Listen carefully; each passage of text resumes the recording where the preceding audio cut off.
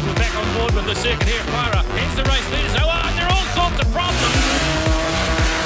Oh, big carnage. Oh, straight to the barriers. And through the smoke we come. What a crash!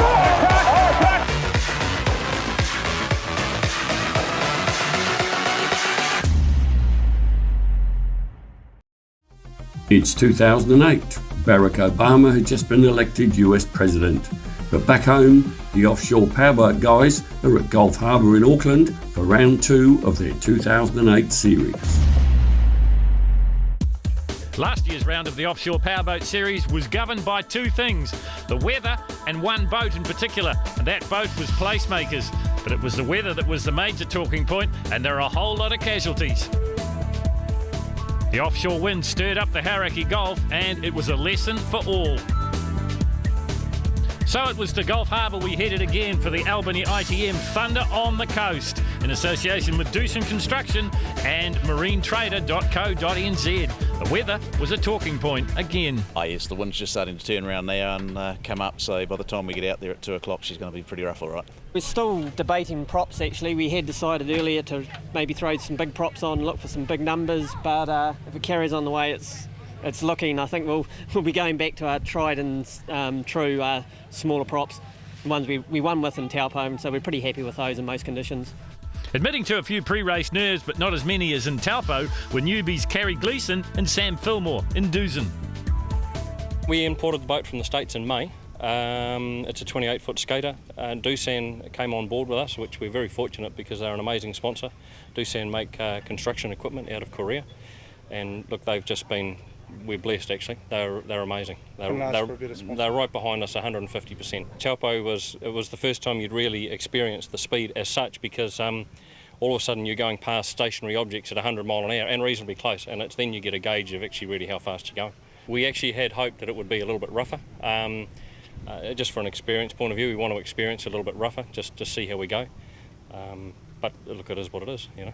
Last year was nasty. I don't want Kerry bleeding in the boat today, because last time we were in the Sonic, it looked like we'd been out fishing. So as long as he keeps the blood out of the boat, because we've got a pretty nice paint job, we don't want it ruined.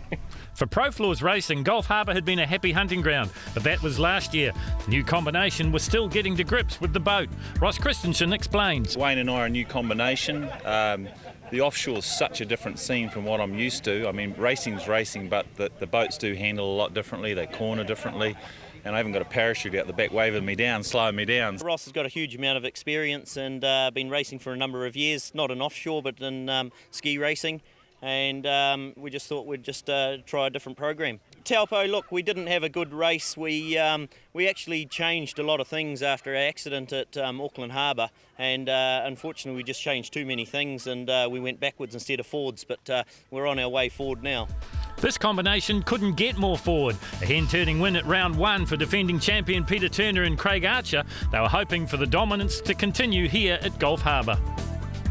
Taupo was good for us, and a lot of surprises. It actually surprised us about the distance that we put on everyone, but I think we've got a really good break from the start, and hopefully today we'll do the same. It was quite rough here last year, and boat being new, hadn't really tested it in the rough, and yeah, broke quite a bit of damage in the back of the boat, so we won't be looking for a repeat of that this year, hopefully. And will it be rough here today, Craig? Waiting to see how much the wind swings to the south. The forecast is for the southwest. If it keeps the west in it, then we should be okay. If it swings around to the south, we need to change our setup and plan on it being rough out there. Not entirely happy with their second place at Taupo's Thunder on the Great Lake, the Lewis brothers, Warren and Scott, had made improvements yet again to Fairview windows and doors. We had a bit of a steering problem at Taupo as well with the new drives on, so we've lowered the drives a wee bit, and we've actually just changed the gear ratios just to hopefully get us out of the corners a wee bit more better. The way the wind's blowing at the moment, if it stays like it is, we'll be happy, but if it gets up any more, yeah, we won't be happy. I think that the reality is when we went to the inboards, it's just this learning thing, and obviously it's pretty easy to get a boat performing well in the calm and a lot harder to get it performing well in the rough, and maybe with the outboards we just happen to fluke the setup of the boat pretty good, whereas with this boat we're really having to do the long yards and really work at getting it going better in the rough, which is what it's all about.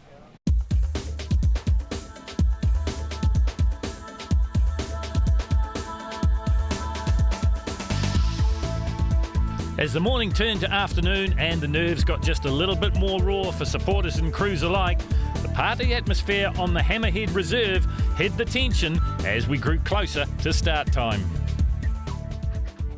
Well, you join us on the Cougar Marine start boat as we are just about ready to start round 2 of the Cougar Marine NX Medals New Zealand Offshore Powerboat Championship. This is the ITM Albany Thunder on the Coast. It's round 2 and it's vastly different from what we saw in Taupo in round 1. The biggest difference is Taupo was fresh water. This is salt water. Sleepyhead ran away and hid in round 1, but talking to the boys just before the start of this race, they say it is dangerous to be complacent. It's rough out here, although you probably can't see it from our shot, but it should be an amazing race.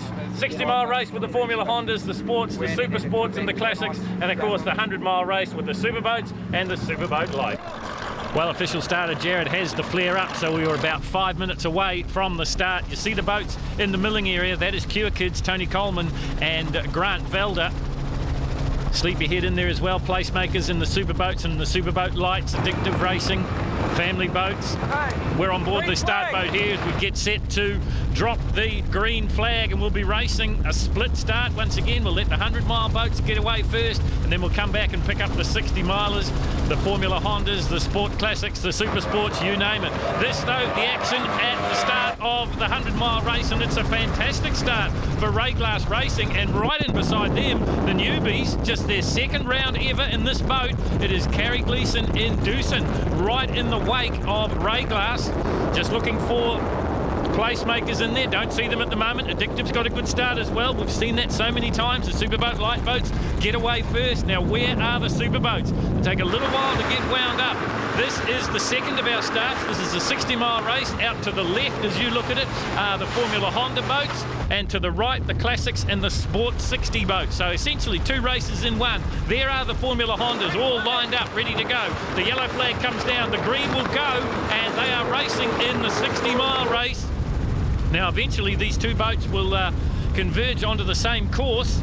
Once again, a great start from this boat. Sleepyhead, Craig Archer and Peter Turner, the defending champions, and they've got away once again. Well, we saw it at Taupo, and we see it here at Gulf Harbour. As you're on board here with Fairview Windows and Doors, our picture-in-picture coverage, that's Warren Lewis, the throttle man on the boat. All right, turning in. As they turn round the first mark, so it's been a straight-out drag race from out in the Hauraki Gulf down towards the big spectator fleet here at Gulf Harbour, and there is Sleepyhead ahead in the distance. So it's a repeat of what we saw in Taupo, really. First and second at the moment. You're riding with the second boat. That is Fairview Windows and Doors, Warren and Scott Lewis. You see the wake there from Sleepyhead, so maybe it's a little bit closer this time round. And I can tell you that they've out-muscled the likes of Cure Kids. There is Tony Coleman and Grant Velder. Brand new skater hull for these boys this season. Only their second round of the Cougar Marine and NX Medals New Zealand Championship. And both the Superboats have outdistanced the Superboat Lights as we zoom in from a helicopter, and there is Sleepyhead. Now, we said before that conditions were a little bit rough. Well, it's been described officially as moderate, but it won't affect the big boats too much. Some of the Formula Hondas and some of the smaller boats won't like the wave spacing, especially when they're coming back against the wind. There is Grant Smith and Dave Aldridge. Now, they would be leading the Superboat Light class at the moment, I would think. Doosan through in second place, and there is Ray Glass, so the position to change just a little bit from the flag fall, but that's a great performance from Doosan, and a great performance too for Grant Smith and Dave Aldridge in Addictive. Carrying on from their fantastic performance in round 1 at Taupo. Addictive Racing, well, if you cast your mind back, if you're a regular watcher of our coverage of the offshores, you'll know that they had a ding-dong battle with Bob Smith here at Gulf Harbour last year. Haven't seen Bob yet. This is Mike Cameron in Marine Works. Now, he'd be leading the classic race at the moment. And his main contender, oh, and there's drama here, and this is on the first lap, and this is Family Boats, one of the Occy Manifold boats, and I can tell you that there is the crew, so they're out of the boat, so that's the first thing that we've got to think about, Brendan Grant and Steve Lockhart. And of course the race continues as Mike Cameron comes around the mark in Marine Works as the crew go to work and try and salvage Family Boats. There it is, that's not a buoy, that's the hull of the upturned Family Boats as the Superboats come round the mark now. So There is no rest for the wicket out here. Pro Floors Racing. This is Grant Velder and Ross Christensen, another new combination. And there is Placemakers, and once again, they haven't got the very best to start. Wayne Carson and Richard Shaw's in Placemakers.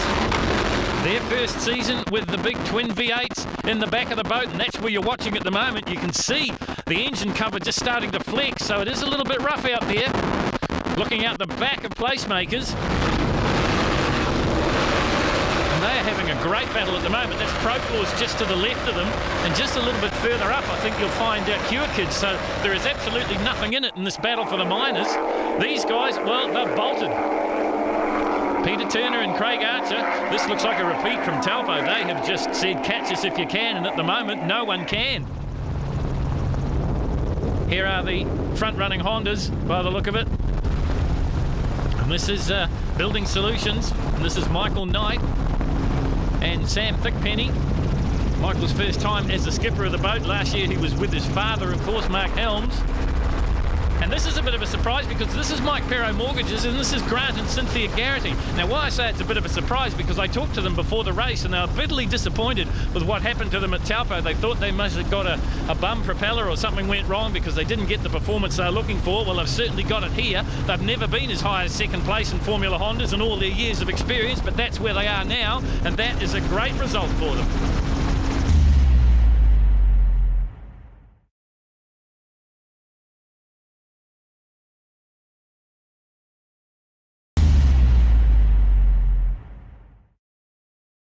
This is Miss Electripar. This is Mark Helms and his other son sitting beside him now, and that's young Bryce Helms. So there is family bragging rights at stake here in Formula Honda. And you've got to put into the mix Mike Urquhart as well, one of the locals. And of course, the young Thompson, Carl Thompson out there in Honda Marine. And it's a pretty close battle in Formula Honda. But at the moment, it is Michael Knight leading it in Building Solutions. Well, this is the drama from the air as we're still trying to resurrect the family boats. Yamaha Marine Finance's boat of Brendan Grant and Steve Lockhart. The good news is we told you before that they're safe and in the Coast Guard boat as we watch Chris Neal come through. Now this is the second of the Sport 60s boats, and this is Tim Fellows and Stealth Powerboats. And just listen to that outboard screen. And look at the way the boat's sitting on the water, so they've got it trimmed up nicely at the moment. As I said, they're currently second. And here is Greg Brink. Now, a lot of people think this is a Formula Honda. It's not. This is Greg's brand new boat, but he's driving it like he's been driving it for years and years and years. He'd be winning the Super 60 class at the moment as Fairview Windows and Doors goes past. There you get a graphic example of the speed difference. Fairview Windows and Doors sitting in second place, doing all they can to chase down Sleepyhead. But I've got to tell you, they're not making a big impression at the moment, and yet they are flying.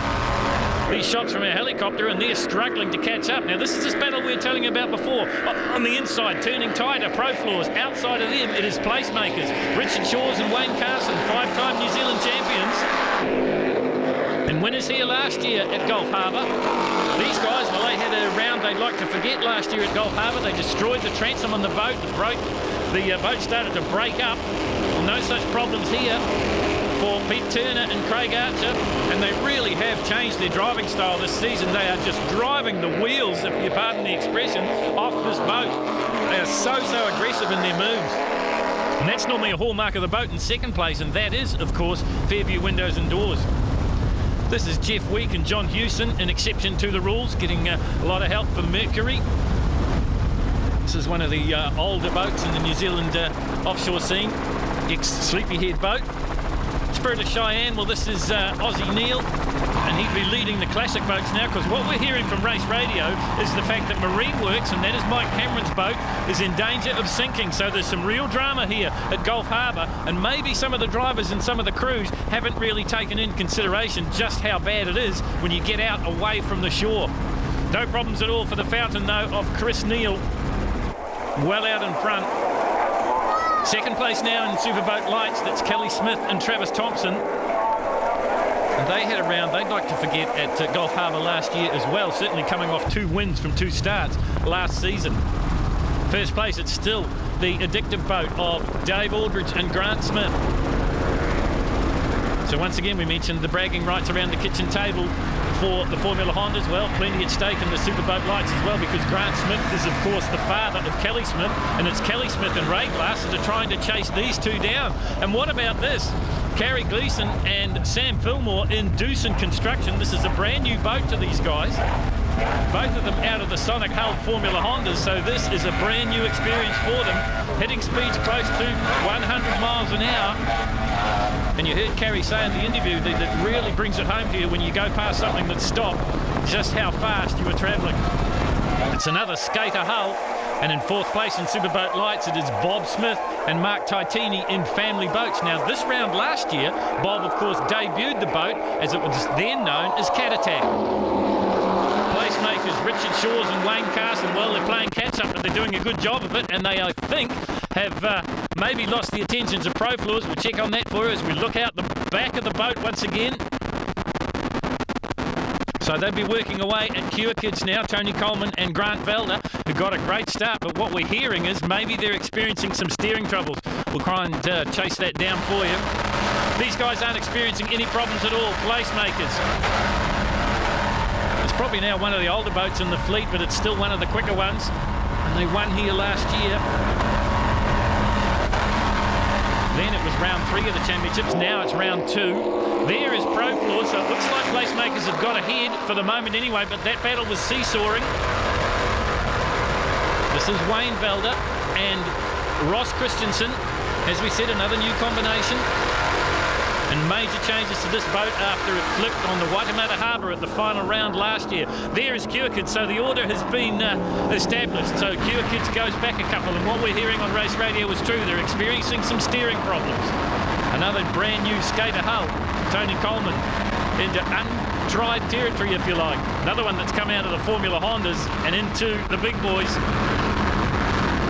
And once again, our helicopter struggling to keep up, because these boats, even though the conditions are described officially as moderate, are hitting speeds of over 100 miles an hour. Certainly this boat will be. And he just continues to lead. Here is Mike Perro Mortgages, and this is Grant and Cynthia Garrity. And they would be second at the moment in Formula Honda, being chased, I would think, by Miss Electrapar, and in turn chasing Building Solutions, and that's Michael Knight, and I think Michael would still be in front. In fact, that may be his wake, we can see just up ahead of us. Here's Cougar Marine. Now this is Mikey Smith and Matt Hopkins. Now they won round 1 at Taupo. They were never headed. They got a fantastic start, and they just disappeared from the rest of the field. Currently they're back in about 4th. This is the race leader, and this is Michael Knight and Sam Thickpenny in Building Solutions. Now, this is the boat that Tony Coleman campaigned last year. He's made the big move up. Well, Michael Knight's made the big move as well, because he's gone from being a navigator for his father to being the captain of his own boat. Addictive's got some problems, we're hearing on race radio, maybe an engine problem, and that means that Kelly Smith now moves into first place, and Doosan has gone into second, so that's a fantastic result for the newbies. So the skaters dominating the Superboat Light field. There is Doosan Construction. They're part of the sponsorship package here. Well, it has been drama aplenty here at the Thunder on the Coast in association with Albany ITM, because right from the get-go we've had all sorts of problems. Family Boats, one of the new Occy Manifold designed boats, that turned turtle up at the top mark, so we brought that back in. Mike Cameron in Marine Works has had problems, but out in the front, well, it's status quo, because Sleepyhead, well, they got another dream start here at Gulf Harbour, and they've gone out into an unassailable lead. Second place, it was seesawing a little bit at first between Fairview Windows and Doors, Placemakers, and the new skater Doosan. Doosan's dropped off the pace a little bit. Fairview Windows and Doors sit in second place, but Placemakers is chasing hard. Well, there is the halftime report, if you like. This is the race leader, and this is Peter Turner and Craig Archer, and they have got the best part of a minute and a half now on Fairview Windows and Doors in second place, but all the racing is going on behind them for 3rd, 4th and 5th. We'll tell you about that in a little while as we zoom in on Sleepyhead. And the advantage that these guys have got is they never made too many changes. These guys made huge changes. They went from the twin small block Buick inboard V8 engines to the big block Chevy inboard Mercruisers. The same engines as Fairview Windows and Doors have got the same engines as Kiwa Kids have got and the same engines as Pro Floors and Sleepyhead. And, well, it is working for them. They got to grips with the boat last round in Taupo, and now they are sitting comfortably in third place. You're back on board here with Fairview Windows and Doors. They're comfortably sitting in second. And if you have a look over the horizon, you can't even see Sleepyhead. That's the advantage that Peter Turner and Craig Archer has got at the moment.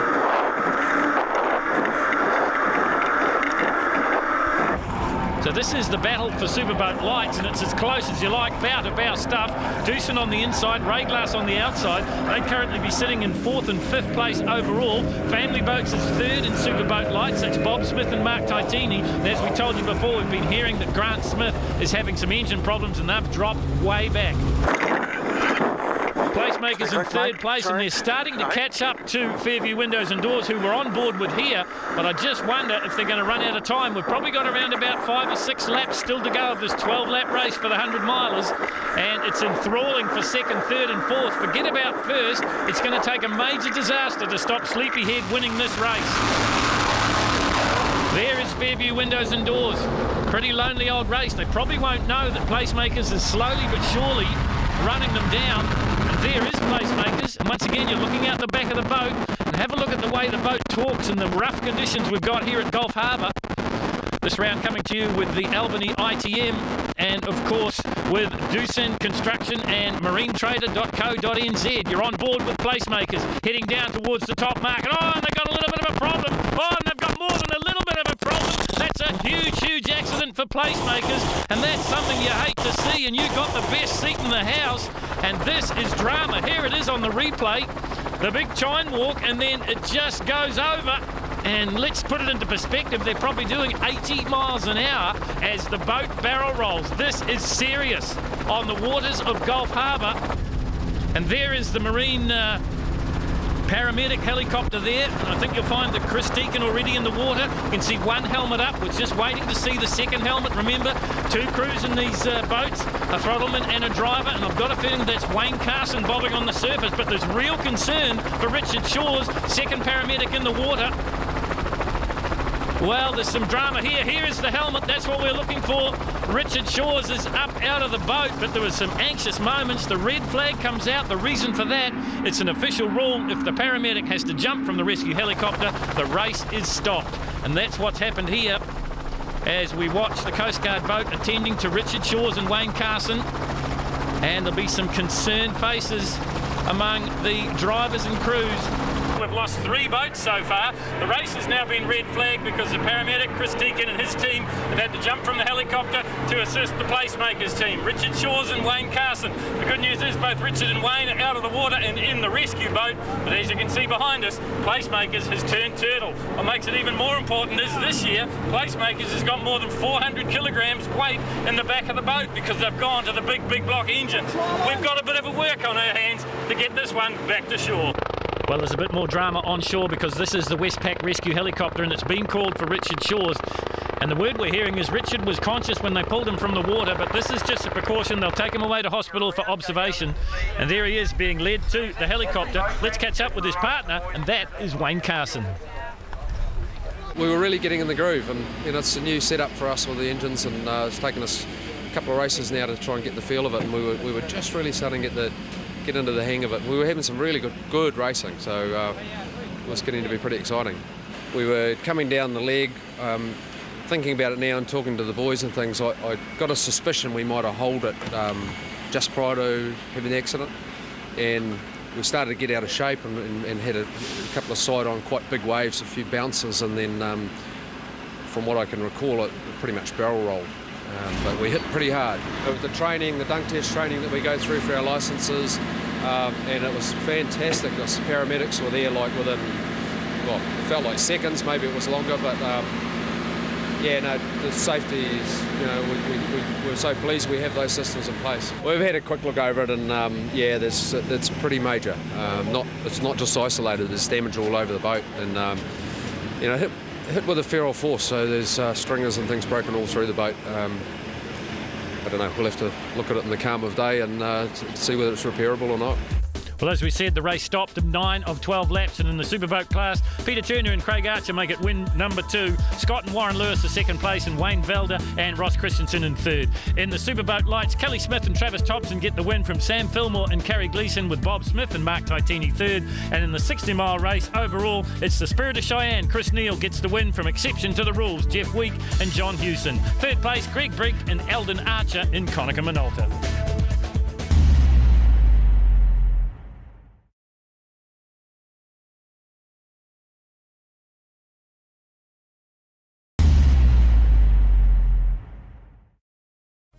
It's back to shore and back on two wheels now for the 2012 New Zealand Supercross champs from Timaru.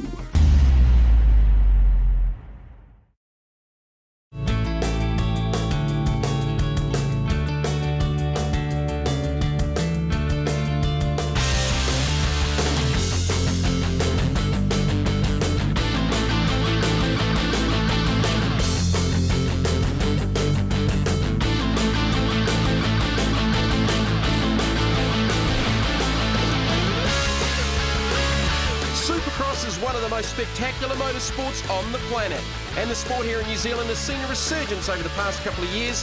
The feature event on the New Zealand motorcycle racing calendar is the Backflips Clothing New Zealand Supercross Championships. Let's have a look back at the 2011 SX Lights category, with the first round of the championship held under lights in Tokoroa.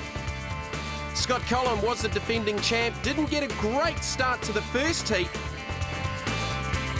battling initially with Honda's Peter Broxham and Suzuki's Kane Lamont. Collum would come through to take victory and the round, but unfortunately a knee injury would see him miss the rest of the championship. On to Taupo for the second round, and it was Craig Smith who would dominate, having gone into the round just 5th overall in the points after struggling initially in Tokoroa. Smith absolutely dominated the action in Taupo and would head to the next round in Motueka as the points leader. While Craig Smith was the dominant rider, the likes of Kawasaki's Nick Saunders and Suzuki's Kane Lamont were not too far away, but it was all for the Honda rider heading into the next round. At Motueka, it was Craig Smith's championship to lose, aided by the fact that Scott Collum did not contest rounds 2, 3 and 4, succumbing to that knee injury from the first round. Saunders came into form, he took it to Craig Smith, but Smith would head to Timaru for the final round as the championship leader.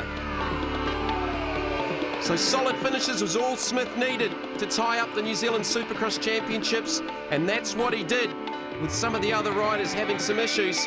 Craig Smith, 2011 New Zealand Lights champion in Supercross Lights. So it's on to 2012. The Backflips Clothing New Zealand Supercross Championships would open up in Timaru. An Australian, Geraint Stapleton, would take it to Scotty Collum, returning after that knee injury. Heat number 1. And it was the Australian on the outside with the whole shot. Scotty Collum through the first turn, back in about 5th early. Fast starting Cam Dillon also got monstered by Reese Carter off the start. Carter slotting into 2nd in the Moto City Suzuki RMZ 250. So Geraint Stapleton recently finished 2nd in the under-19s for the Australian Motocross Championship, dominating the final round. Good to see another top Aussie plying his trade here in New Zealand. As he rode away chased by Carter, Scott Collum was trying to make up lost ground after that slower start in the first moto. Geraint Stapleton running for the BCP Honda Fox Racing Team out of Australia on the Honda CRF 250.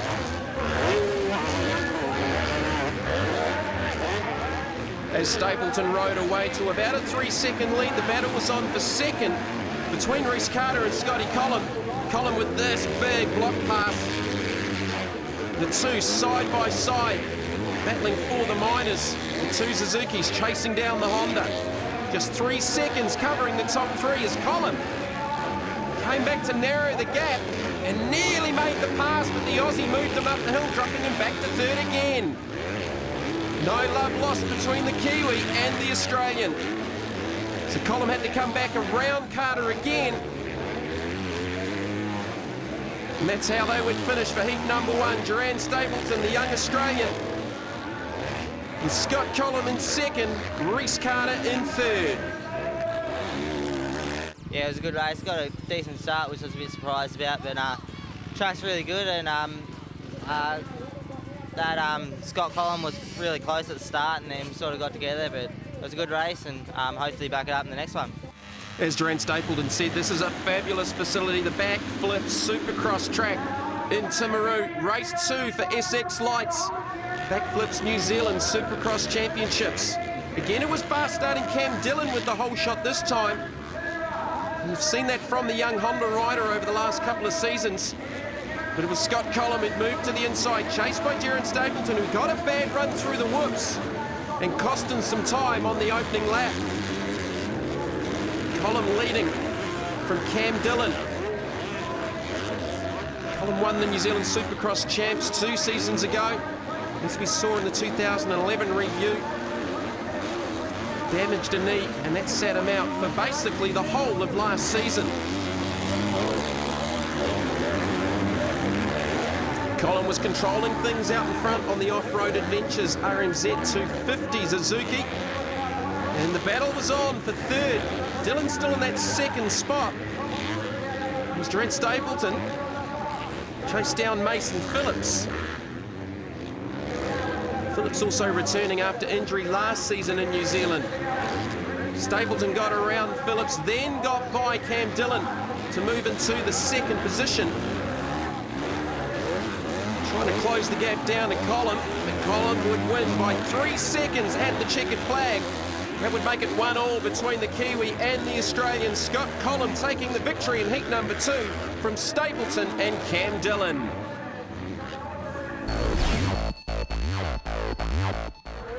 So heat number 3, the tiebreaker between Colum and Stapleton for the round win.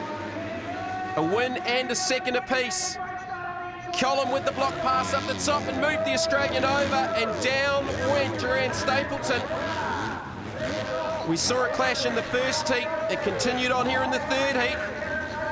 No holds barred from Scott Colum. Suzuki 1 and 2 with Colum leading from Reece Carter.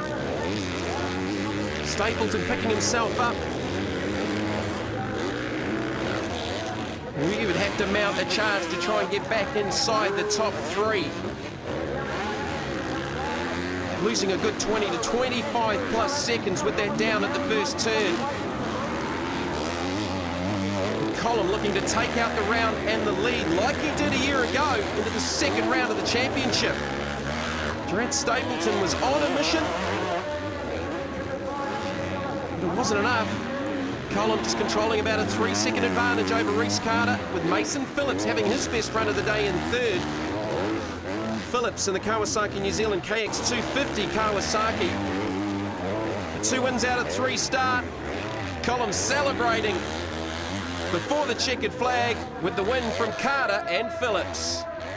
Yeah, it is a good start. It's been a long time since I've been racing, a couple of years due to injury, and to come back with a 2-1-1 result for the day is great. My Suzuki is working well. It took a few modifications in practice to sort it out, blow out the cobwebs, and yeah, the last motor was good, and I'm really happy with how things have gone. The track was fun. The sponsors, everyone who helped me get back into racing has been fantastic. So a fast and healthy Scott Colum leading after one round, 57 points. Duran Stapleton second on 48, and Reece Carter third on 43 points. Looking back to 2011 for the SX Open class, and it would be Cody Cooper, Justin McDonald, and Josh Coppins going at it for the Supercross title. Again, under lights, spectacular track in Tokoroa. Josh Coppins taking the opening heat win. Certainly pushed all the way by Cody Cooper and J Mack. On to Taupo for round number 2. Coppins looking to consolidate that points lead. Cody Cooper certainly wouldn't give it up. It was some great starts, but proving he was human, he made a mistake in the second moto, handing the lead to a resurgent Josh Coppins. Also having problems, Michael Phillips going down on the number 105 Honda. But again, like the opening round, it was Josh Coppins' day. Cody Cooper bouncing back with a victory later on in the round. Coppins would head to Motueka, his home track, at the Rat Track, as the points leader. And again, it was the usual suspects at the top. Coppins, Cooper, McDonald and Mikey P. But the home track advantage is all Josh Coppins needed. Spectacular racing at the Rat Track. Justin McDonald having a strong day as well. Coming back into the reckoning, pressuring Cody Cooper for second overall. McDonald, after Motueka, moved into second in the points. Coppins just needed some solid finishes to tie up the Supercross crown. Certainly the battle for second was on between McDonald and Cody Cooper. After a tough start, Justin McDonald pretty much dominated the round to consolidate second overall in the championship, taking the victory in at least two of the motos. But it was not enough to deny Josh Coppins the New Zealand Supercross title for the open class in 2011. On to 2012, and like lights where Craig Smith was not able to defend his title to injury, surprisingly no Josh Coppins at the opening round to defend the open class for 2012. So all eyes on the reigning New Zealand Motocross champ, Cody Cooper, at the first round, and certainly taking it to him would be the likes of Justin McDonald, Brad Groombridge and Mason Phillips for the opening round. Cooper coming back to New Zealand after a strong run in Australia, but like Coppins, he was also injured during the Australian Motocross Champs. Early in this first seat, there was a couple going down at the rear of the field. Cooper eventually finishing 8th in the Australian title after missing a round and a half in the early rounds. Coppins getting injured at the end of the championship while leading, still finished second overall.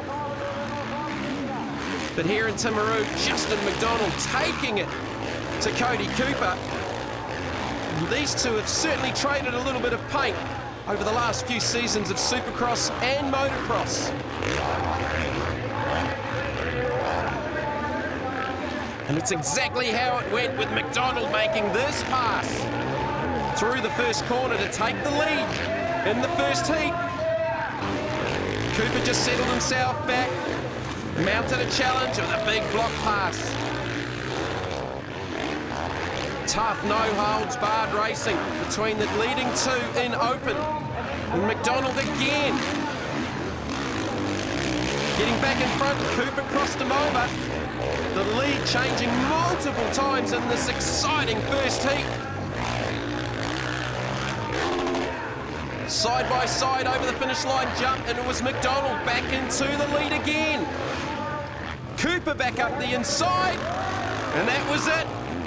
Big move from Cody Cooper. McDonald having to recover and come back on course, just in front of Brad Groombridge. Here's the replay. After passing each other 4 or 5 times, Cooper with the block pass, just shouldering his way past Justin McDonald. So a bit of controversy in the first heat. Cooper taking the win. McDonald recovering to second ahead of Brad Groombridge.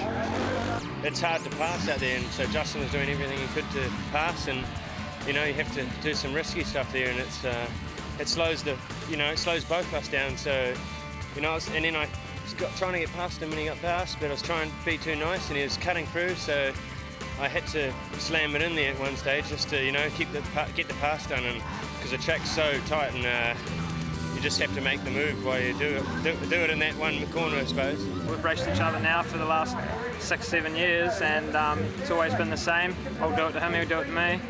And it's just, there was a 50-50 chance who'd come out better off, and unfortunately it was my side that coined the flip, but we're good in the next one, and look forward to the 2 back-to-back.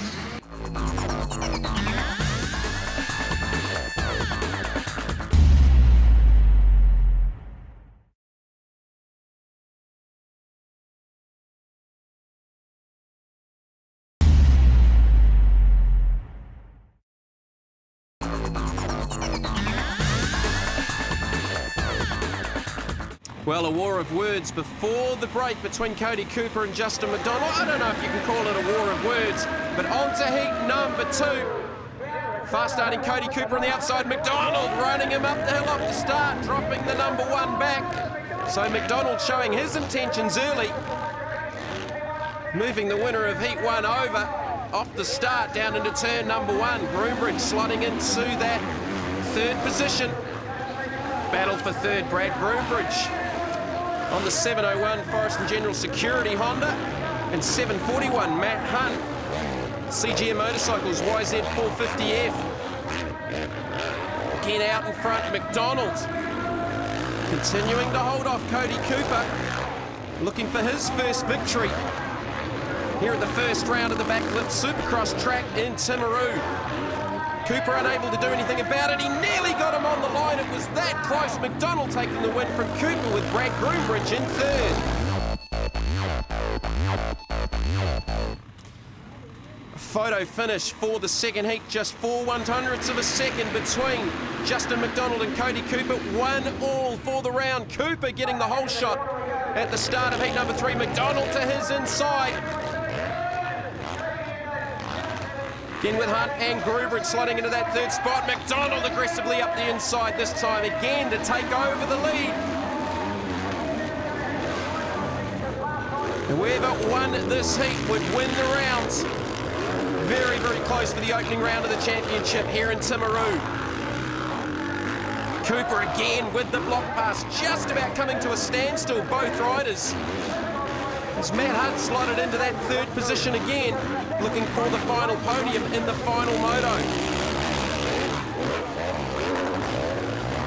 So with McDonald winning the 2nd heat, Cooper did set the fastest lap of the race. McDonald setting the fastest lap of the race here on lap number 2. But he'd be chasing down Cody Cooper as Groombridge and Hunt continued their battle for the 3rd and final podium, both for the heats and for the round. But Cooper would take the 3rd heat and the round ahead of Justin McDonald and Brad Groombridge. Felt like my fitness wasn't there like it has been, like I've been training for the last 3 months, and yeah, just the time off, I think over New Year's and stuff. I'm just happy to come away with the win, really. So just 3 points covering the top 2 in the open class for the Backflips New Zealand Supercross champs. Cody Cooper leading from Justin McDonald with Brad Groombridge in 3rd. The Rat Track in Motueka was the venue for round number 2. We caught up with track series commentator Neil Ritchie and some of the riders with their thoughts on the track. Today's round number 2 of our New Zealand Supercross champs. The Backflips action certainly hot at Timaru last week, and the penultimate round of the 3-round series. So there's some work to do for riders. We've got a fabulous track. Everybody loves it here at the Rat Track. It's big, it's open, it's fast, it's high flying, it's exciting. So there's some moves to make. Perfect conditions here. Water well down late overnight, and should hold nicely. And in fact, we always want sun in the summer, but a little bit of cloud cover today will be really nice to stop that moisture being absorbed. So looking forward to a great day. It's going to be a difficult track to pass on today. It's always really one line, especially when it's wet like this, it makes it more difficult. So the racing that there's going to be is kind of tight, and we're going to kind of push each other around a little bit. The track's pretty good. They've watered a bit overnight, and it's getting better and better as the day goes on. They got down the diggers just before our qualifying, made things a lot easier for us, but still a few more touches that need to be done, but it'll get there. It'll be good for the racing once it dries out. I find it fairly open compared to what we have at home, but it was quite hard to get used to at the start with the jumps. They're sort of all different and not the same, but once we got it down in the first practice yesterday, it was all good, and yeah, looking forward to the racing. And the track's not too bad. Hopefully some of that mud comes off it, but yeah, it should be good by racing time. Big story at the start of the round. Stapleton struggling a little bit in qualifying, only managing the 5th fastest time. Points leader Scott Collum, the top qualifier as we head into heat number 1. And as the rider said, there was a fair bit of water and mud in the early laps for round number 2 of the Backflips Clothing New Zealand Supercross champs. So Collum looking to maintain that points lead, chased initially by Stapleton, who got a great start. Micah McGoldrick making his first start of the championship, battling there with Mason Phillips for the 3rd spot. Another fabulous Supercross track. And this is where last year, the 2 South Island rounds, that Craig Smith really got his break after getting the points lead after Taupo, but no Craig Smith defending his title, an off-season injury halting his progress. Micah McGoldrick going down in the first heat, ending his chances. He would be back for heat number 2, but Scotty Collum, another win on the number 2 Off-Road Adventures RMZ 250 ahead of Stapleton, Carter, Dillon and Kent Morley. Second heat again, it was Scott Collum with the early advantage.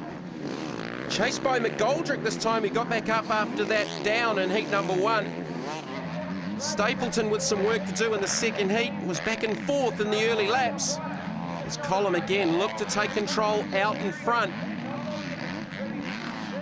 Trying to hold on to that points lead, which he extended over the Australian in heat number 1.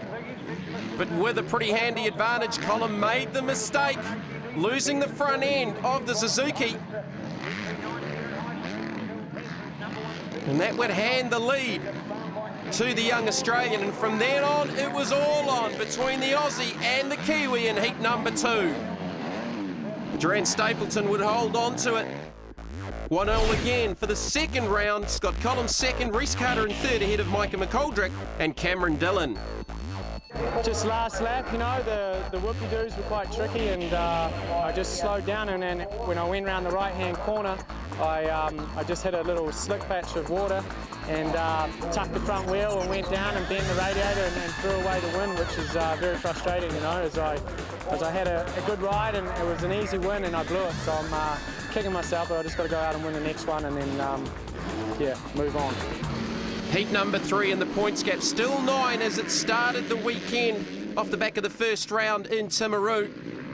Collum getting the initial jump. Stapleton didn't get a very good jump at the start of heat number 3. It was Reece Carter and Cameron Dillon going at it for the minors in the early laps. Collum looking to extend his championship lead, and this could be the defining moment with the young Aussie back in the 4th position.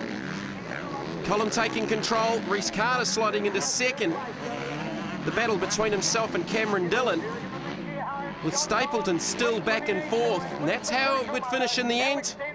Scott Collum taking the victory and the second consecutive round on the Suzuki. Collum with the Heat 3 victory from Carter, Dillon, Stapleton and Micah McGoldrick.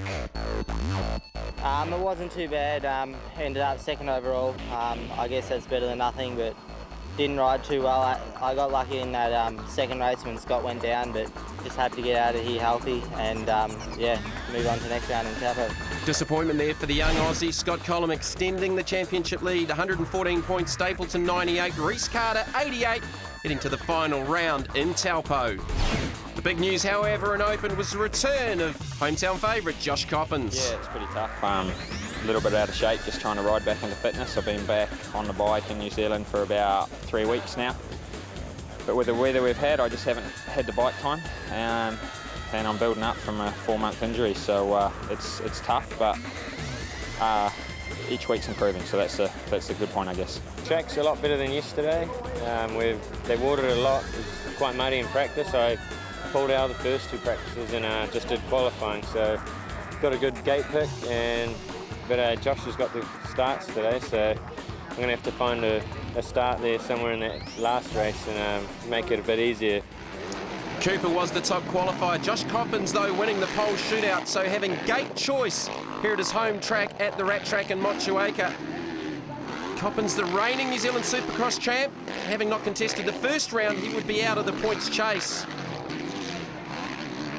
So heat number 1, it was Coppins and Cooper going at it just like 2011 and just like the New Zealand Motocross Championships in 2011 as well. Coppins winning the Supercross title, Cooper winning the New Zealand Motocross title. Cooper with this pass again, block pass, didn't put Coppins over the berm, but it was close. But good to see Coppins back. And certainly in form. Cody Cooper, he's pretty tough to beat at the moment, and they were both ahead of Justin McDonald, who finished 3rd in heat number 1 behind Cooper and Coppins. Matt Howarth, young Australian, in 4th, with Brad Groombridge in 5th. Heat number 2, Coppins getting the whole shot, looking for his first victory of the championship. Again, with a little bit of lack of race fitness. He did compete at the Summercross at Matata in the Bay of Plenty. Cooper finishing second to Ben Townley. Coppins in third. Coppins led here from Cooper, McDonald, Matt Howarth, Matt Hunt, Andrew Rudd, and Brad Groombridge in the battle pack. Two of New Zealand's best went at it again. Cooper riding around the outside of Coppins, who went back up the inside to get into the lead, but Cooper came straight back at him. Coppins on the MXDK Rockstar Yamaha. Cooper on the Moto City Suzuki. They were still side by side. Cooper with the inside line this time as Coppins crossed over, but Cooper took control, eventually getting away from Coppins in the second heat with Justin McDonald in third. And that's how they would finish for heat number 2. Cooper, Coppins, Justin McDonald, Matt Howarth and Matt Hunt. Yeah, I'm trying to. Josh missed out on the first round, so I got a lot of points on him there, and Justin was only a couple of points behind me after the first round. So with Josh in between us, it puts a good points buffer in between there, and just hopefully do it again in the last race. So on to heat number 3 again. It was Cooper getting the whole shot from Justin McDonald. Josh Coppins back in third. Well, Cooper controlled early, chased by McDonald. It was Coppins on the charge, setting the fastest lap, closing the gap to the race leader, and eventually going by Justin McDonald. Cooper just looking to maintain the championship lead.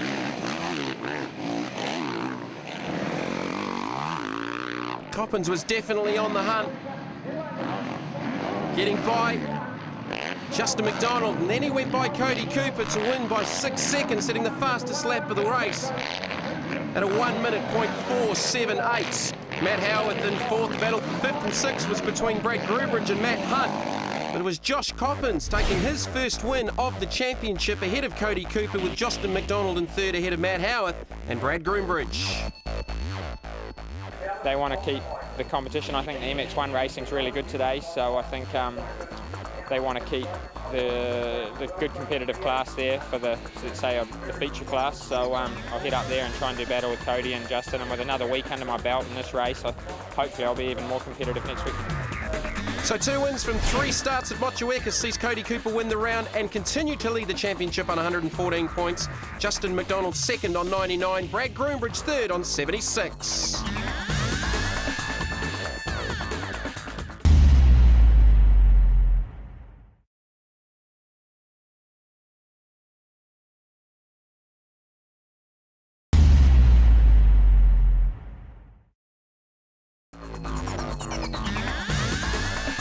Welcome back to the Backflips New Zealand Supercross Championship for 2012. On to Taupo for the final round. The Addiction Supercross track caught up with points leader in lights, Scott Collum. Scott, final round of New Zealand. You got a nice points buffer going into these 3 races. Yeah, I do have a little points buffer, 16 points, but I just want to do what I've been doing, is go out there and try and win the overall for the night, and then win the New Zealand title as well. But yeah, it is a little bit more comfortable when you got a little lead. You know, if something does go wrong on this slippery track, then you don't have to panic too much. You know, just kind of finish inside the top 3, and it will be fine from there. So heat number 1 for SX Lights from the Addiction Supercross Park, right next door to Digger McEwen Park here in Taupo. Great start there from Kieran Lee in the 908. Collum settling into second again, right there with his championship nemesis, Duran Stapleton. Bit of a clash of bars there. I think Carter was right in the middle of that as well.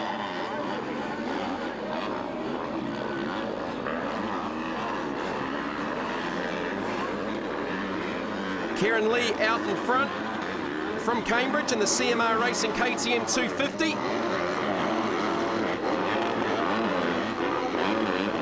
Scotty Collum battling with the leader, looking for the lead. Lee came back at him though to hold on to it.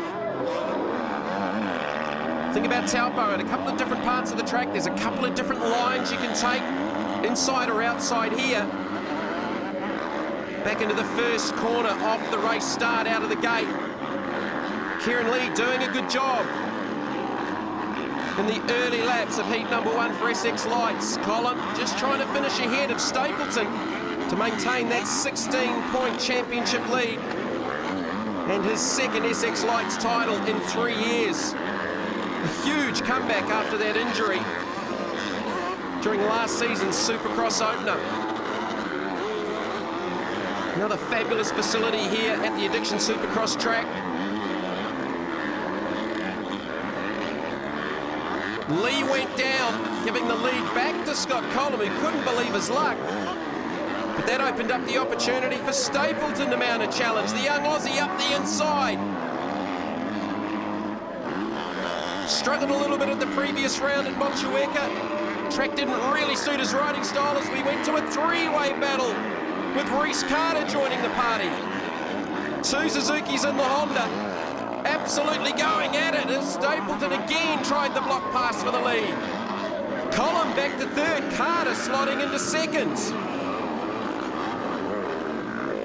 And the fourth in the queue was Cam Dillon, who wanted a part of it as well. But Stapleton got away from Collum in the end, taking the win in heat number 1. Reese Carter and Collum settling for third. Yeah, it was pretty good. I actually wasn't too bad on the start, came out good, got to the inside and came out, I think I was third or something, but had a good battle with Scott and Reese and then came out for the win, so it was good and hopefully just keep the momentum for the next two. Kind of got a bad jump out of the gate and got squashed in and then kind of got through a little bit and then a couple of guys made a few mistakes, got me through there and then the two in front of me parked each other, so I kind of snuck in on them and then come back the next turn later, got it again, so I pushed back to second, but yeah, it's all right. Well, that first heat would have to go down as one of the best Supercross Lights races of the summer. Onto heat number 2. Cam Dillon with the whole shot. Collum, though, to the inside to get back into the lead. Carter in there as well. Stapleton right there with them in the 14. So Collum losing a few points in that battle between himself and Stapleton after heat number 1, but what a race it was. Stapleton went down in the late stages of the second heat, taking the pressure off Scotty Collum, taking his first win of the day, ahead of Reese Carter, with Stapleton recovering to third. So all Collum needed was a solid finish in the third and final heat. Carter got the whole shot as Stapleton went down. Carter battling for the lead with Kieran Lee. And Scott Collum just getting checked up in the previous corner, dropping back to fourth. So Reese Carter on the chase, Kieran Lee, leading like he did in the first heat, not wanting to make the same mistake he did. Scott Collum back in fourth, as the leaders were side by side, having a good look at each other. Stapleton trying to fight back into the top 3 on an absolute charge in the BCP Honda Fox Racing Honda. Out in front, as Carter disappeared, Scott Collum went by Lee for second. But heat 3 would be Reese Carter's the Moto City Suzuki RMZ 250 from Papamara in the Bay of Plenty. Carter taking the final heat victory, but Scott Collum with his second place would tie up the Supercross Lights Championship. Congratulations, Scotty. How does it feel, another Supercross title? It feels really good, Mikey. 2 years off the bike and to come back and win a national Supercross title is just, yeah, I don't really know how to explain it. I'm really happy with myself and happy with how my bike's gone and how I've ridden and how I've come back from ACL surgery and not dominate, but to get the win. And yeah, I'm just looking forward to the New Zealand Motocross Nationals, and yeah, that kind of is crossed off the list. You know, another Supercross title. So Scott Collum with 2 championships in 3 years on 166 points. Australian Duran Stapleton second on 148. Reese Carter in third on 142.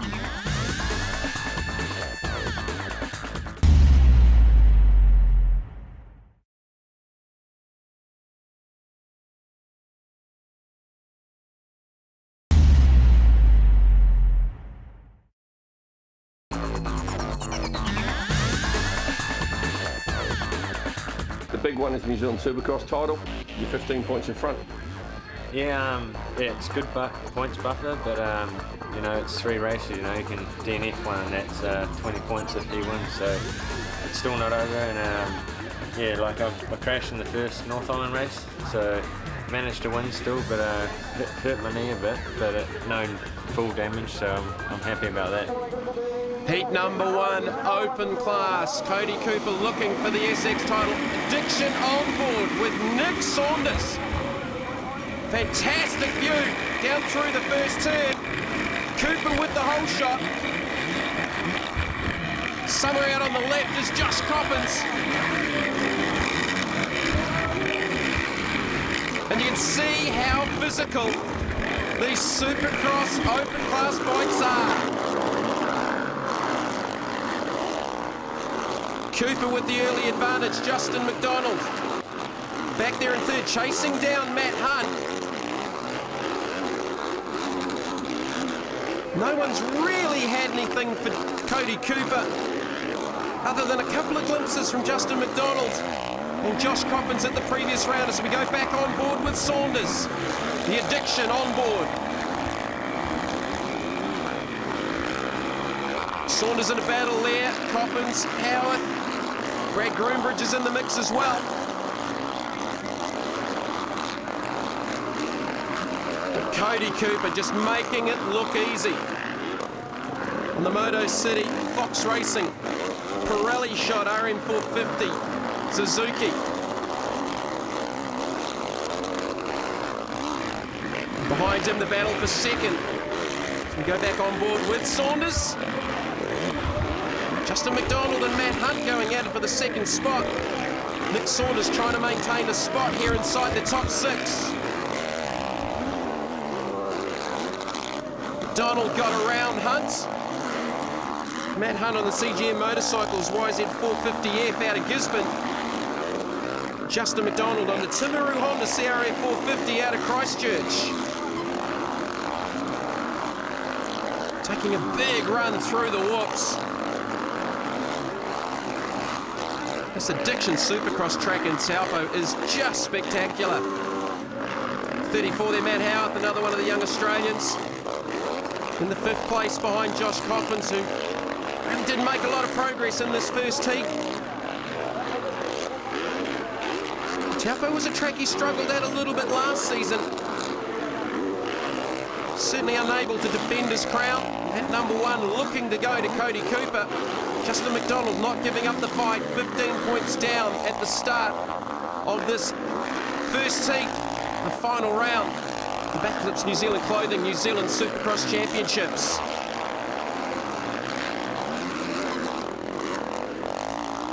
In front of a big crowd. You can see the whole track. It's just sort of sat down in a bowl right next door to the Digger McEwen motocross track, which is one of the venues for the upcoming New Zealand Motocross Championships. Certainly looking forward to that one where Cody Cooper and Josh Coppins, Justin McDonald's, hopefully the returning Michael Phillips, who's been injured but helping us out with interviews here this weekend in Taupo, will return. So Cooper, McDonald, Matt Hunt, 1, 2 and 3 for this first heat. Josh Coppins in 4th, Matt Howarth in 5th, Nick Saunders in 6th, carrying our Addiction onboard camera.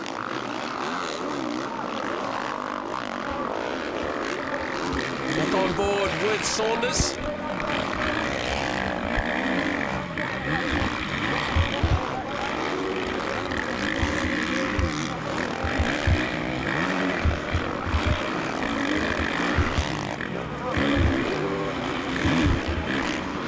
Shows you how physical this place is. Best seat in the house with Nick Saunders. Well, arguably Cody Cooper with the best seat in the house, with about a 6-second advantage over Justin McDonald.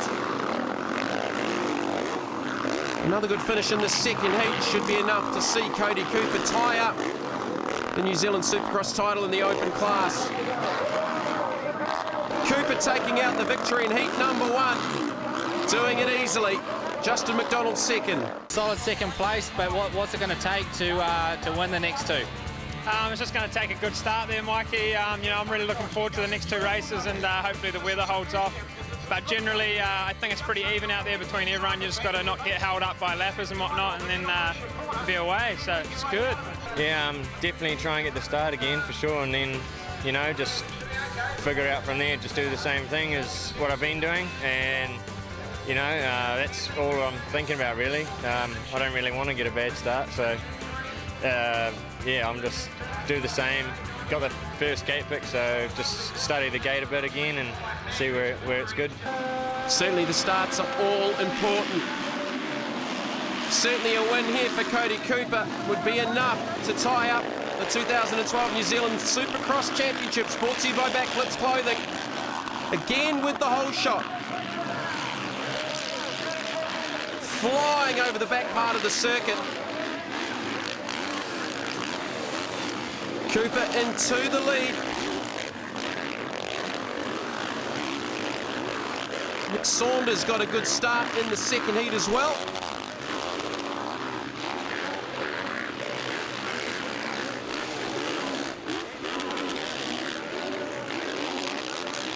Cody Cooper just looking to be in cruise control.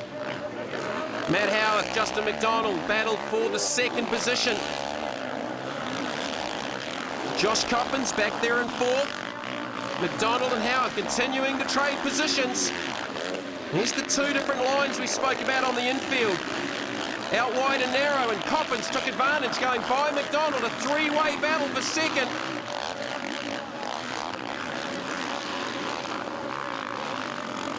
So Coppins was quiet, certainly in the first heat. Back through the field, Nick Saunders just dropping back a little bit. You can hear the shocks compressing on the landings as Cooper continued to lead, and Coppins battling with Howarth and McDonald still for that second spot. Like we saw with the SX Lights first heat, this is arguably one of the best open races of the summer. Even though Cody Cooper was out in front, McDonald got through to second as Coppins ran a little bit wide and just sunk the rear tyre into the loose dirt that came back at him through the whoops. And where we've seen McDonald and Cooper throwing block passes into each other through the Supercross champs, Josh Coppins not really willing to get involved. Nice clean passes from the New Zealand motocross and Supercross veteran. The addiction on board with Nick Saunders. Back in the 7th position.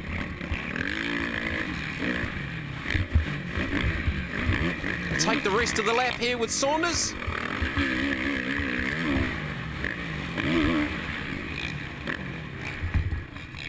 Double onto the inside of the circuit, tight left-hand hairpin. You can see how soft some of the parts of this track are.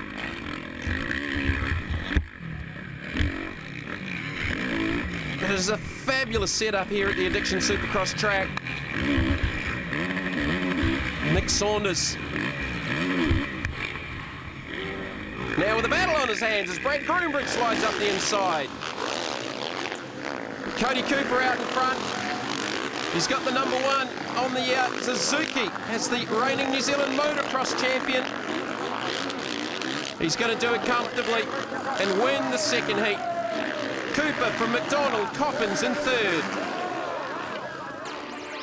Just trying to finish the day really and try and ride a little bit better by the end of the day. It's not really focused too much on the result, just trying to actually ride better and get used to the dirt a little bit, because we've got some national rounds coming up here and the motocross track, which is similar dirt. So yeah, just tough day, but doing my best. I think by my calculations, you've won the championship, so congratulations. What's the plan for the final moto? Yeah, well, thanks for that. I think I've won, so we haven't had a final calculation in the points system, but yeah, I'm just going to win the last one. That's my goal. But you know, these guys at the end, they're starting to push harder at the end now. The track's getting a bit rougher.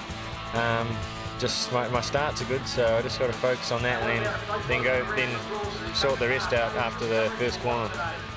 So Cody Cooper, aka Cool Hand Luke, certainly doesn't seem ruffled as he gets another hole shot at the start of heat number 3, having already tied up 2011 New Zealand Supercross Open Class title. Looking for the clean sweep here at the final round, here at the Addiction Supercross track in Taupo. Josh Coppins continue to improve. There's Matt Howard. Fell back through the field, got past there by Nick Saunders. Just got into some of the soft dirt out of that tight left-hander.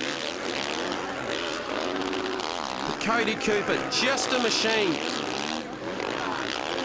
Chased by Justin McDonald, certainly, arguably one of New Zealand's most spectacular motocross and supercross riders. He just lets everything hang out, in total contrast to Josh Coppins' smooth riding style.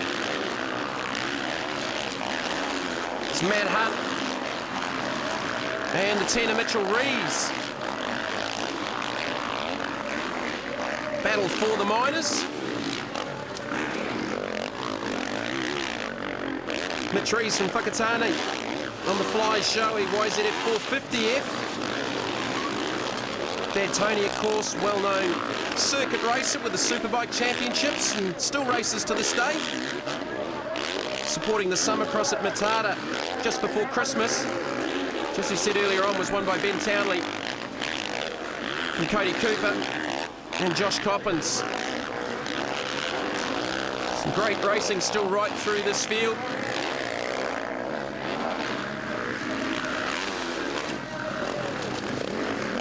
Cody Cooper just putting on a display. He's been the benchmark for Supercross in 2012. He was the benchmark in motocross in 2011.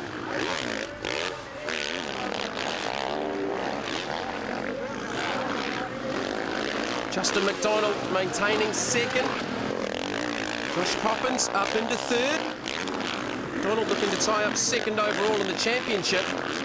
Coppins with 2 solid rounds would see him leap up the points chart as well. Well inside the top 5, having not contested the first round at his home track in Motueka. Papamoa's Cody Cooper, number 1 for 2012, 3 from 3 here in Taupo. An SX Open from Justin McDonald and Josh Coppins. Yeah, no, I'm just real happy to finally get that number 1 in Supercross and then try and retain it this year in motocross. Fitness is real good. Could do a little bit more speed, but you know, I don't want to peak too early. And this motocross series is going to be awesome with Ben and yourself and Justin, Josh, and a few of the Aussies coming over. It's going to be real interesting and prepare us real good for the Australian Nationals. So the New Zealand Supercross champ Cody Cooper finished on 174 points ahead of Justin McDonald on 150. Matt Hunt taking the final podium on 105 ahead of Josh Coppins and Brad Groombridge. Well, up next it is the New Zealand Motocross Championships. Check out the Motorcycling New Zealand website www.mnz.co.nz to see where the rounds are.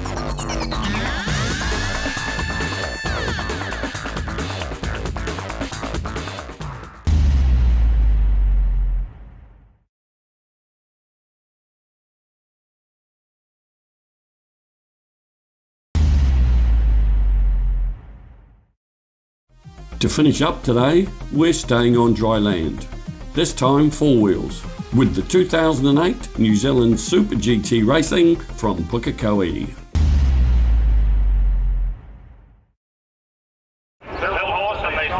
Well, more handicap action for you now from the Super GTs, and away they go. First away, car number 5, and that is the Nissan Skyline of Luke Hillhorst. You'll see some of the faster guys starting in the pit lane. Well, this is a fast car, but so are most of the Super GT field. So Hillhorst out through Castrol and out onto the back straight. The rest of the groups would have got away by now. There is number 66, Paul Forsyth, in the V8 MG Sebring replica. Also going in that group, number 277, that's Roger Phillips in the Loader Siege. And another one of the Nissan Skylines, Mike Wellsby, gets away as well. Well, this car started out as a mild-mannered Targa car, but it's been heavily breathed on since then. And Paul Forsyth, the Houck accountant, driving it. Next to go, this is another one of the Nissan Chimeras, and then one of the Moore brothers behind them. It is Patrick Harrison in the GT3 Porsche, then the other Moore, and then Kerwin in the Camaro, and then Grant Hohire in the Toyota. Still haven't seen the fastest boys out there, and there's none quicker than the man that they'll all be trying to keep in sight. And he will leave last out of pit lane. Of course, we're talking about Carl Hansen in the TVR Tuscan. So one lap is completed. Hillhorse comes across the stripe, one down, and Hansen hasn't left yet. There's Bill Fulford. Great to see Bill back in the Lighting Direct Le Mans Porsche. And there is Carl Hansen. Now, when you consider that in qualifying, Hansen was going around Pukekohe Park Raceway in 55 seconds. Now, that's faster than a V8 supercar, it's faster than a Formula Toyota, and it's knocking on the door of the Formula 5000 top times. So that is a very, very quick car, the Hansen Products TVR Tuscan. So this is one of the faster packs coming through. Brendan Moore leading it, car number 89, the Commodore. There's Harrison in the GT3 Porsche. And also Paul Kerwin in the Chevy Camaro. Full foot up over Ford Mountain. This is the race leader, though. And you saw the start that he gave the rest of the field. The likes of Roger Phillips and also Paul Forsyth. And he is out by a commanding margin at the moment as he heads down into Jenny and Holmes. This is the fastest man on the racetrack. He's heading up over the Ford Mountain. That is Carl Hansen. Just got a glimpse there of Morris Turner in the TR8. Behind him, Craig Corliss in the supercharged Commodore. There is the Moore-Harrison battle, and there's a second of the Moore brothers out there. One of them runs the V8, that's Brendan Moore, and his brother Shane runs a supercharged 6-cylinder engine in his Holden Commodore. But apart from that, they look pretty identical.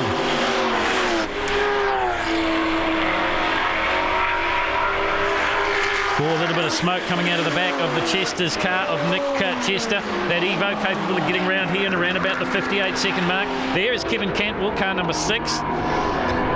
And here comes Carl Hansen. Now he's coming up to lap car number 5. So he's got to pass him again if he wants to win this race. So here comes the inevitable. Hansen round the outside as they work their way up to Ford Mountain. Hillhorse lets him go. Well, there's nothing you can do about it. Across the stripe they go, and look at the speed difference. Hillhorse lapping in around about the, well, the 107s, 108s. Carl Hansen well under the minute mark. There's that beautiful little Lotus of Roger Phillips. Right in behind him, it's Morris Turner, then it's Craig Corliss. So they're having a great little battle, coming at it from different technological areas. Paul Forsyth there, just in front of them for the moment.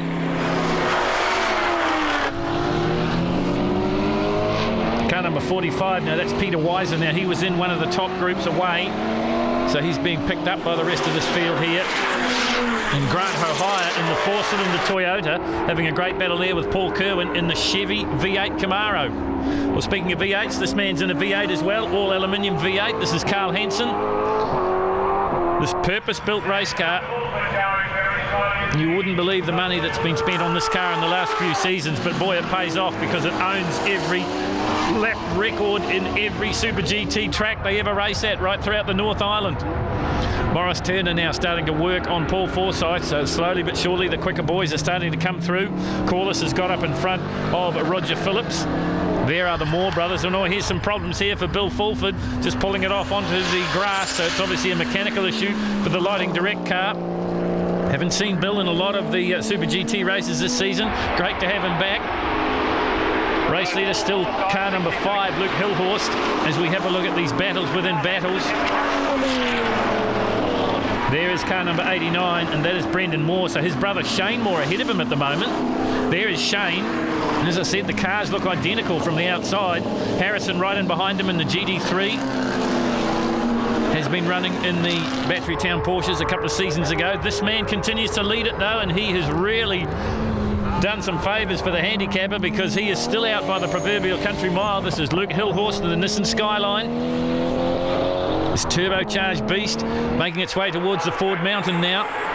And look at that, just looking back across the track, there is nothing but daylight behind him, so he's still got a commanding lead. And look at the traffic jam in behind. Morris Turner leads it in the Valvoline TR8, I beg your pardon. And one of the Moore brothers having a bit of problems, and that's allowed Paul Forsyth to close up the gap. Grant Hohire in that little scrap as well, as along with Craig Corliss. There's Corliss in the big silver Commodore. Harrison in there as well in the GT3 Porsche. So Moore gets up in front of Turner, so battles within battles here. There is Grant Hohaya. That car started out as a fully regoed and warrant of fitness capable car. Had a lot of work done on it since then.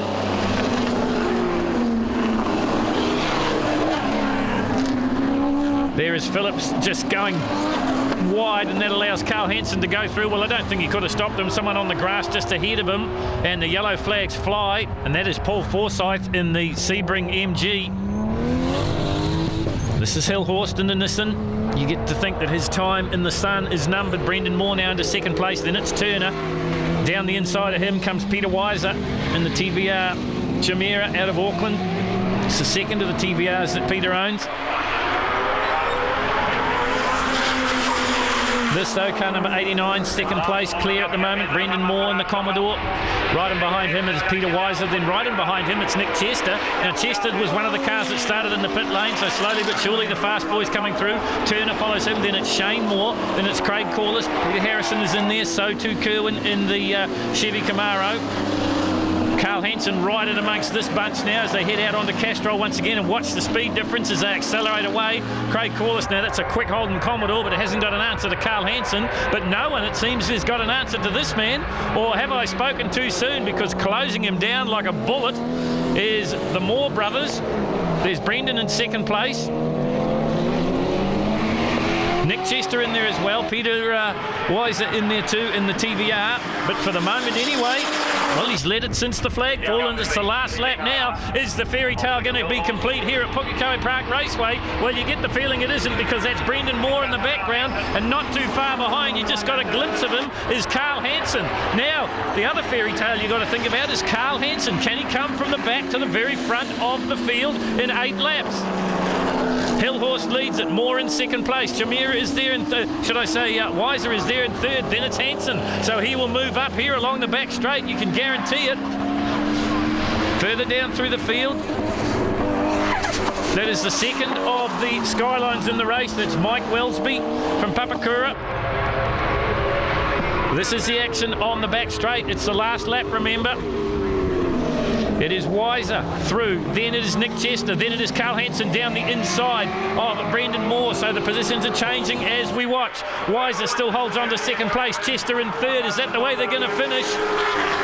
They've swallowed up Hillhorst here, and this is a battle to the checkered flag, and it's going to be Peter Weiser. But here comes the challenge from Hansen down the inside. They are neck and neck. Does Hansen get there? Oh, he doesn't, but he only missed it by a whisker. Peter Weiser is the winner. Hansen through in second place, and Nick Chester in third. You could put a blanket over those three. Then it was Brendan Moore, Luke Hillhorst, and Shane Moore in sixth place. Well, that's it for this week. It's thanks to the Telesport crew. That's me, Jamie, Norton, Andy, Stu and Pete. Plus, of course, Phil D. Catch you all next week on Retro Motorsport. You'd have to say as we're back on board with the circuit here at Myra. Here's the race leaders. Oh, and there are all sorts of problems. Oh, big carnage. Oh, straight to the barriers. And through the smoke we come.